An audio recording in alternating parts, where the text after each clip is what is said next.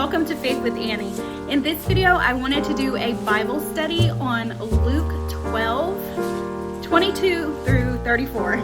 I printed out 3 different translations side by side: the New American Standard Bible, the Christian Standard Bible, and New King James Version. I wanted to have them side by side so that I can compare and contrast as I am studying.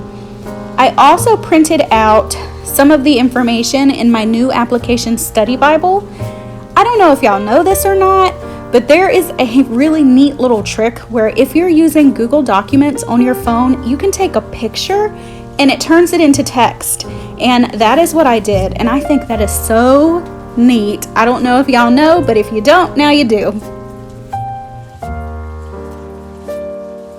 The next thing I do is underline and highlight throughout these verses in the different translations, and I have them side by side so I can compare and contrast as I go. This is the way I like to do things. Usually I will write them out by hand, but this time I decided to print it because I wanted to have it all neat and laid out in front of me so that I can just go through and highlight and underline. I will read from the Christian Standard Bible Translation, Luke 22 through 34. Then he said to his disciples, "Therefore I tell you, don't worry about your life, what you will eat, or about the body, what you will wear. For life is more than food, and the body is more than clothing. Consider the ravens. They don't sow or reap, they don't have a storeroom or a barn, yet God feeds them. And aren't you worth much more than the birds? Can any of you add 1 moment to his lifespan by worrying? If then you are not able to do even a little thing, why worry about the rest? Consider how the wildflowers grow. They do not labor or spin thread. Yet I tell you, not even Solomon in all his splendor was adorned like one of these. If that's how God clothes the grass, which is in the field today and is thrown into the furnace tomorrow, how much more will he do for you? You of little faith, don't strive for what you should eat and what you should drink, and don't be anxious. For the Gentile world eagerly seeks all of these things, and your Father knows that you need them. But seek his kingdom, and these things will be provided for you. Don't be afraid, little flock, because your Father delights in giving you the kingdom. Sell your possessions and give to the poor. Make money bags for yourself that won't grow old, an inexhaustible treasure in heaven where no thief comes near and no moth destroys. For where your treasure is, there your heart will be also." Next, I will read from my Life Application Study Bible some of the information that helped me understand these verses better. This is for 12:22 through 34. Jesus commands us not to worry. But how can we avoid it? Only faith can free us from anxiety caused by greed and coveting. It is good to work and plan responsibly. It is bad to dwell on all of the ways our planning could go wrong. Worry is pointless. It can't fill any of our needs. Worry is foolish because the Creator of the universe loves us and knows what we need.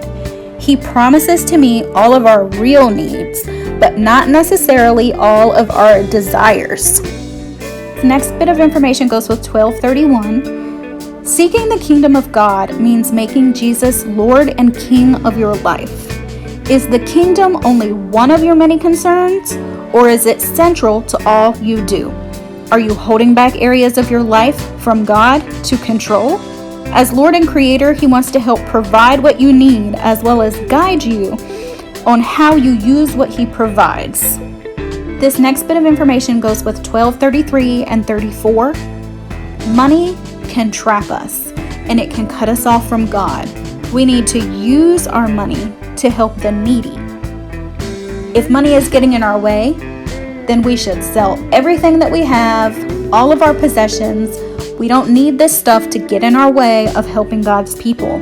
And then we need to put our energy into God's people and helping the people around us. I wanted all of this to be together on one page for me to look at, so I taped these 2 pages together using clear tape. That way I can lay it out and I can see everything. One study all together, and I don't have to flip the pages. Y'all know I love my stickers, so I'm definitely adding stickers to this page. I am putting flowers down at the bottom to represent the lilies or wildflowers, whichever translation that you're looking at. And I put the cat up on the top of the page, laying on the branch because he's relaxing, and we need to relax and let God provide. I'm also trying my hand at lettering again. I'm definitely not great at it. It's not like 100% terrible, but it is what it is. I'll get better at it, I'm sure. Maybe one day I'll be good at it, but for now, this is just what it looks like.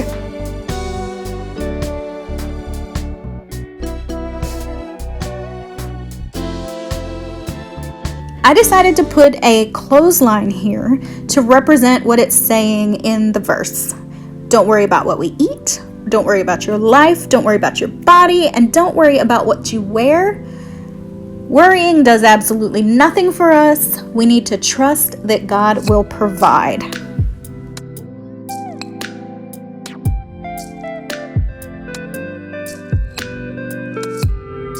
I'm adding a little bit of Bible journaling. It's not actually in the Bible, but I'm doing it to go along with these Bible verses and Bible study. And I'm drawing the sheep because it says, "Don't be afraid, little flock, because your Father delights to give you the kingdom." I'm also adding some wildflowers and the raven because I want this to include everything that I'm reading in one drawing.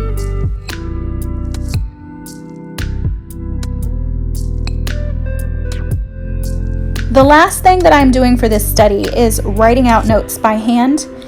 I am just taking everything that I have read from Scripture and the information from the Life Application Study Bible, along with other things that I have looked up online. I'm writing it down, and I'm going to put it all together so that when I come back and look at this again, I can see what I learned, and later I can compare it to how I've grown as I'm learning.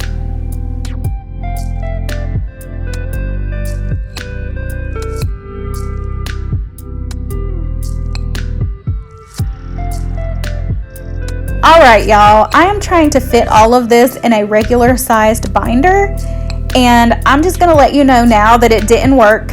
I ended up making myself a whole new notebook specifically for all of my studies because sometimes I just like to make the pages bigger. I feel like there's not enough room, and I'm excited to share that with you, and I will be posting that in the next video. So I hope that you guys stick around and see what I did. I know, y'all, sometimes I'm just too much. Lastly, I just wanted to give you a quick view of what this Bible study looks like laid out in the new notebook that I made.